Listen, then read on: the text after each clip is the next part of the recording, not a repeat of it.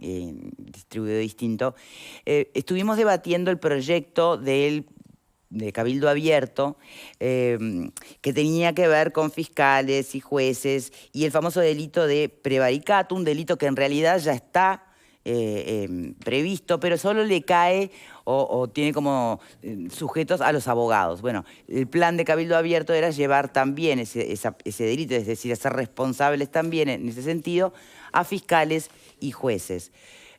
Por supuesto que contrarios a esta idea o a este proyecto estaban los magistrados de Uruguay, los fiscales, pero ahora la novedad es que la Federación Latinoamericana de Fiscales emitió un comunicado con postura contraria al proyecto Cabildo Abierto también.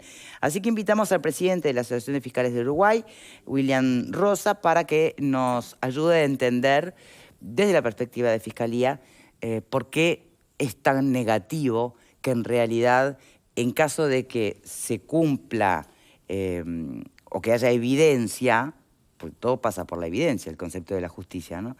En caso que haya evidencia de que sea un juez o sea un fiscal, bueno, ocultó evidencia, prejuzgó, o sea, se equivocó, no puedan de alguna manera hacerse cargo de sus errores.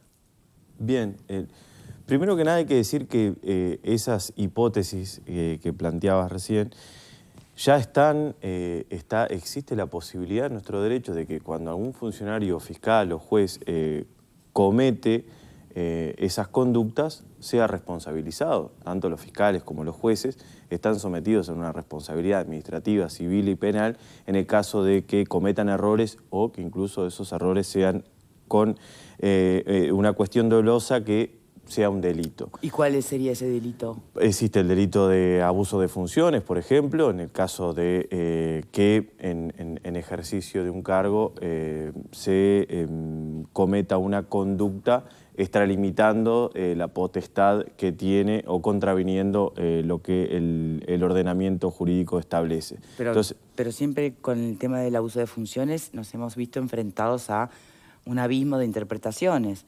Hasta es un delito que se viene queriendo sacar del mapa hace mucho tiempo. En cambio, el prevaricato es bien concreto. ¿Por qué si le aplica a un abogado no le puede aplicar a un juez o un fiscal? En realidad no es que este delito de prevaricato es lo que se le aplica al abogado. O sea, esta conducta, una cosa es titular las cosas y otra cosa es el contenido de las cosas.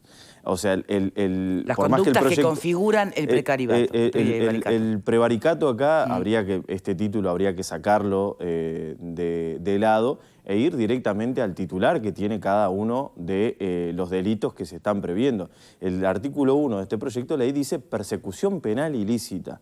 O sea, la persecución penal jamás puede ser ilícita porque es la obligación que tiene el fiscal. El fiscal tiene la obligación ante una denuncia de perseguir penalmente a la persona que está denunciada. O sea, después esa persecución puede terminar o en un fiscal archivando el caso porque no tiene mérito o en un juez absolviendo ese caso porque por más que había mérito para la imputación, no hubo evidencia probatoria. No hay pruebas después para la condena. Y incluso el fiscal puede pedir el sobreseimiento de la persona. Porque el fiscal dice, yo tenía méritos para la imputación, pero no tengo méritos para la acusación. Voy a pedir el sobreseimiento. Con esta situación, con este proyecto queda una cuestión dificultosa para los funcionarios en cuanto a hacer lo que la ley le obliga a hacer, puede después determinar en un delito. Entonces, es una espada de Damocles. Las normas no son solo lo que regulan, sino también el contexto en el cual se inscriben. Entonces, puede estar la tentación presente para quienes estén interesados en decir, bueno, si como el fiscal me inicia una persecución, yo lo que voy a hacer es presentar una denuncia por el delito de persecución ilícita, que tal cual está así, va a significar que un fiscal lo tenga que investigar. En este caso, incluso tal como está dispuesto en la normativa, algo totalmente inentendible, que es un juez el que va a instruir en el caso de que sea un fiscal denunciado. Entonces, puede generar esa situación, eso de lo que hablamos todo el tiempo de la espada de Damocles, es algo que está pendiente respecto de la cabeza de una persona que no sabe que a la hora de actuar puede terminar perjudicando su situación.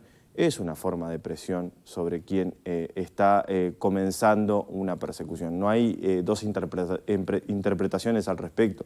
Lo que incluso cuando se cita a normativa internacional por parte de la Federación en el comunicado que se hace, lo que se protege es eso, la normativa internacional lo que protege es eso, el derecho a la independencia judicial, ese derecho humano, lo que pondera es eso, que los funcionarios que están encargados de perseguir y de juzgar, de perseguir los fiscales, de juzgar los jueces, no estén sujetos a presiones en cuanto a su accionar. Porque esto va a determinar en aquellos casos en donde son de gran impacto, en donde se dan estas complejidades.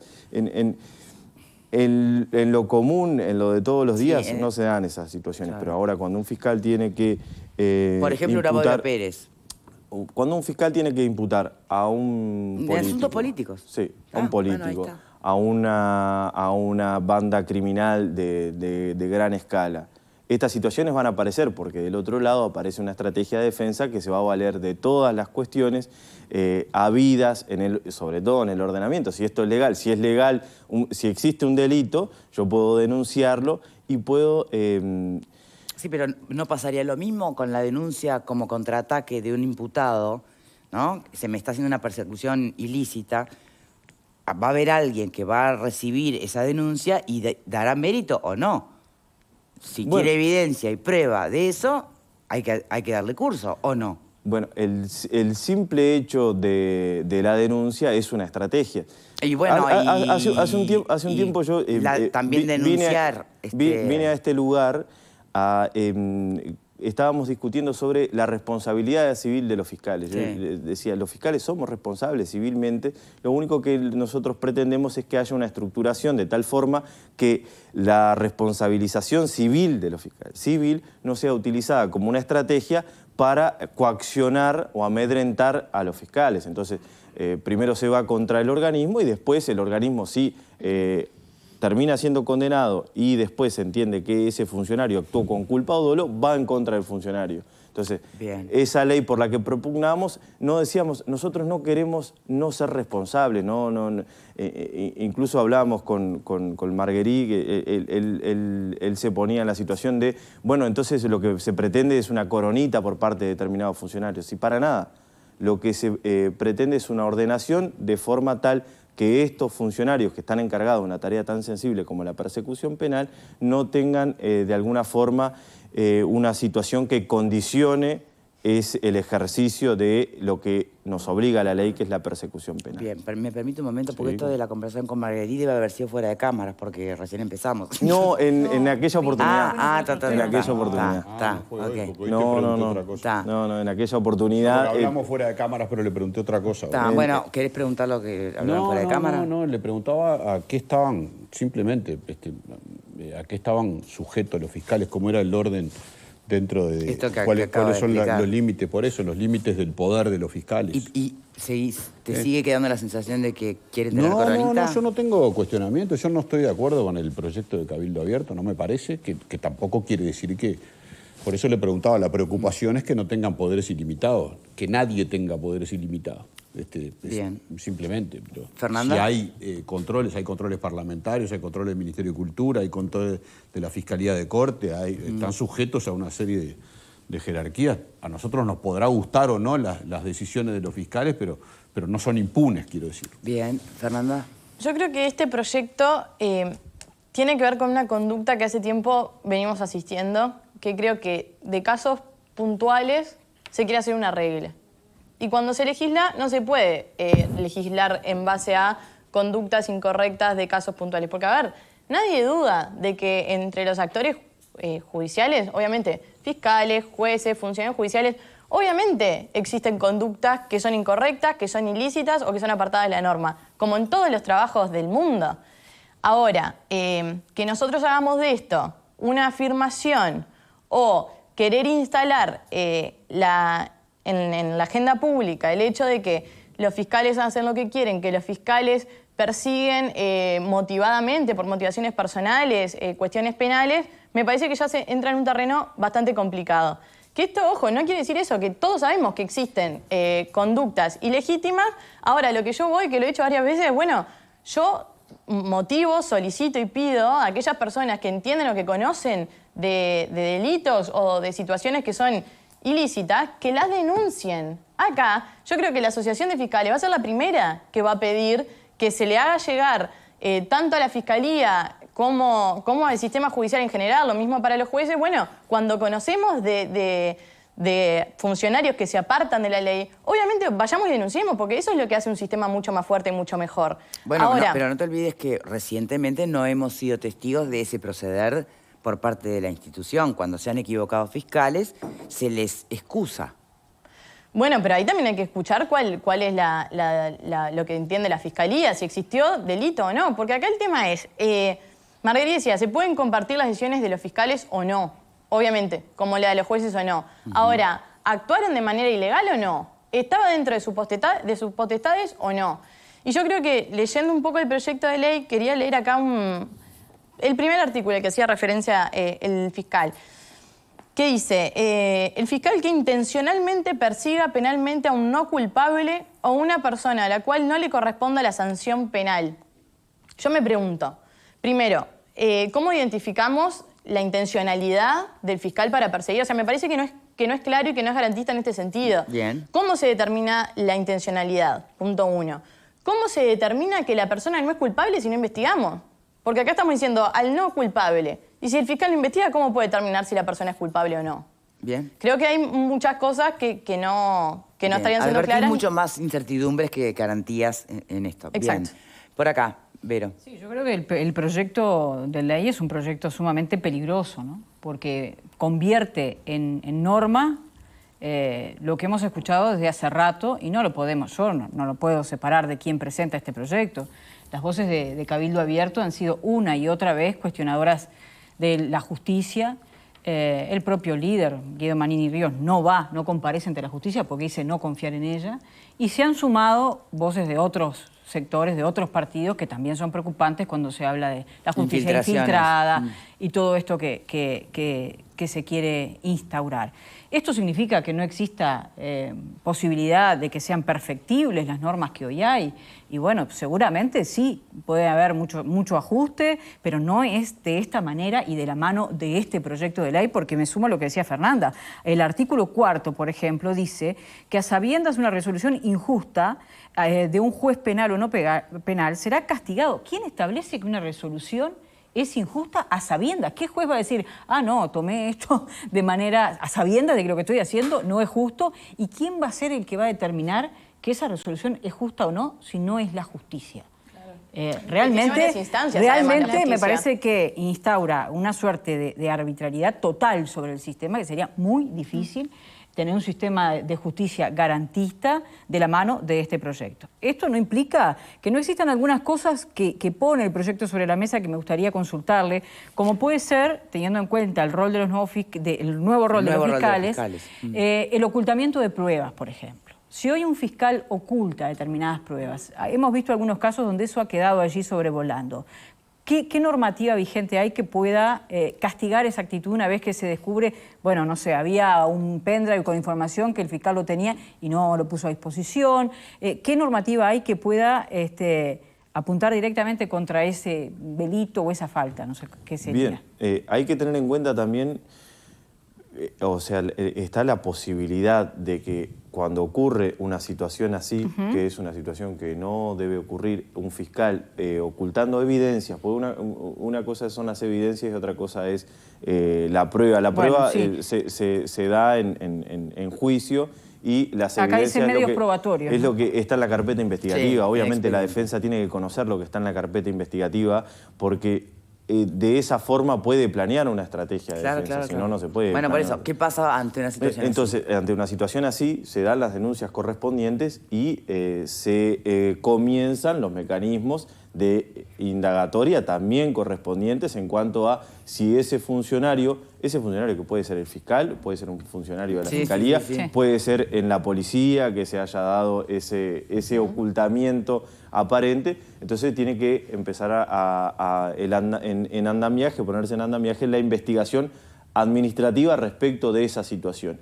Y si en esa investigación se descubren anomalías, va a pesar sobre ese funcionario la responsabilidad, de nuevo, ¿cuál? Administrativa, civil o inclusive puede ser una responsabilidad penal. Todo eso lleva a un procedimiento. Lo que a veces importa más es darla. Nos hemos encontrado con noticias de que se denunció que un fiscal ocultó pruebas o que ocultó evidencias, Entonces eso, para tener esa conclusión, la conclusión de que realmente ocultó, necesita haber transcurrido todo el procedimiento. Porque el mero hecho de decir, hay un abogado diciendo que él le ocultaron evidencia, no puede ser mérito para un proyecto de ley o para sacar una conclusión respecto del comportamiento de la Fiscalía. Porque hay que también, para achacarle cosas a los fiscales, hay que tener evidencia como a cualquier ciudadano que se le achaque una situación ilícita, hay que tener evidencias para sostenerlo. Si no, es una denuncia que tiene que seguir todo un procedimiento. Entonces, que exista la posibilidad de que hay fiscales que oculten evidencias, existen porque todas las profesiones, como decíamos, son pasibles de funcionarios no leales. Pero eso tiene que seguir un procedimiento y no se puede basar yo creo que... ¿Y no entra ahí la posibilidad o el riesgo de que el procedimiento se vea un poco entorpecido por corporativismo? Bueno, en realidad no, porque en este caso... Porque eso pasaba, por ejemplo, con los médicos y lograr probar una mala praxis. Bueno, Pero se puede recusar. Claro, en este caso... Al fiscal. Bueno, pero ¿alcanza con recusar? No, pero después se inicia historias de fiscales recusados. Tú estás diciendo si eso obstaculizaba... Y después están en otro caso. Pero eso hay dos medidas. Una cosa es si obstaculiza la investigación del caso, no porque existe este recurso, y otra es lo que se sigue después en paralelo. O sea, esto no entorpecería la investigación porque existen los mecanismos, y después obviamente existe la investigación administrativa para determinar responsabilidades administrativas, civiles y penales. Bien, falta Valeria, ¿no? Sí, yo en realidad sí estuve el día que vino el senador, y en realidad mi opinión con respecto a esto fue muy similar a la que planteaba Verónica, ¿no? O sea, que no me extrañaba un proyecto de este tipo que viniera con el argumento que trajo el senador y en realidad su partido, ¿no? En cuanto a nombrar como 2 o 3 casos, y en esos 3 casos que él menciona, que para él o para ellos estaba mal o el proceso o la resolución, es como que se generó un cuestionamiento integral a la justicia. Porque en realidad en la figura de los fiscales y de los jueces, en el fondo lo que cuestiona este proyecto de ley es a la justicia. Entonces, porque si no resuelve lo que a mí me parece o lo que yo opino o lo que yo creo que tiene que pasar, hago un proyecto de ley para castigarlos. Entonces, es sumamente peligroso porque en la figura, reitero, de los fiscales y de los jueces, lo que se pone en duda acá es a la justicia. Entonces, yo creo que eso es el mayor cuestionamiento que tiene este proyecto, más allá de la opinión que puedan tener sobre el comportamiento de algún fiscal o de algunos fiscales o de algunos jueces, creo que por algunos temas en particular, ¿no? Por los propios casos que mencionaba el senador en aquel momento. Pero en los hechos, por ejemplo, pensando en el devenir de la trayectoria de la jueza de TikTok, ¿se acuerdan? Sí. Bueno, que creo que hubo consenso en cuanto a que advirtió un pensamiento que le quita imparcialidad y asume prejuzgamiento. Entonces, ¿cuál fue la sanción? Si en realidad la pusieron en otro tema donde también el prejuzgamiento es clave. Bien, en cuanto a una situación del Poder Judicial o de la Suprema Corte de Justicia, no sé en qué etapa está ese procedimiento. Sigue siendo jueza en otro juzgado. Igualmente esa no fue su diferente. sanción. A ella la trasladaron mientras se hacía todo el procedimiento administrativo que Perfecto. mencionaba él. Entonces, pero hay que ella ver... sigue ejerciendo. Sí. Claro. Y en un área donde puntualmente, si uno declara públicamente, ¿quién va a querer que te toque esa jueza si estás de un lado determinado de la vereda. No, claro, es esperar el procedimiento. Muchas veces lo que estamos sabidos es que haya una conclusión y que haya incluso una sanción inmediatamente. Pero ante la duda, ¿debería esa persona seguir trabajando? Porque puede afectar la vida de mucha gente. No lo sé porque es del Poder Judicial y no sé cómo es el mecanismo de responsabilización en el caso del Poder Judicial y que ese procedimiento administrativo en qué etapa está y qué mecanismo o qué elementos se cuentan ahí. Pues, pero a veces con los fiscales pasa algo similar. Muchas veces pueden ser trasladados o van a otras causas. Claro, lo que pasa es que en el caso de nosotros puede haber una separación provisoria del cargo, puede haber una separación del cargo con retención de sueldo, sin retención del sueldo, lo que sea. O sea, depende de la gravedad de la situación. Lo que quiero poner énfasis en una situación en que yo particularmente comparto lo que dice el proyecto en cuanto a que nosotros hoy tenemos un poder determinado que es a partir de la persecución penal y ese poder incluye una gran responsabilidad y nosotros como funcionarios tenemos que ser responsables y si nos apartamos de esa responsabilidad tenemos que ser responsabilizados por eso. Eso hay que dejarlo en claro que nosotros no pretendemos ninguna suerte de... Coronita. De nada, ni de prerrogativas en este sentido. Pero es importante también que los funcionarios que llevan adelante la persecución penal no estén sujetos a ningún tipo de presión para que después la persecución penal, el resultado, pueda dirimirse en un juicio. Porque si antes de esta situación estamos viendo si hay méritos para formalizar o no y si esa persona, si ese funcionario va a ser responsabilizado en esta situación, ¿qué queda para las etapas de juicio en donde se va a dilucidar si las pruebas que dice tener la Fiscalía son suficientes o no y el juez va a resolver si esa persona es culpable o no de un delito? Bien, veamos cómo sigue entonces. William Rosa, muchísimas gracias por habernos acompañado en el día de hoy. Muchísimas gracias a ustedes por estar del otro lado, que estos días grises y fríos no nos roben.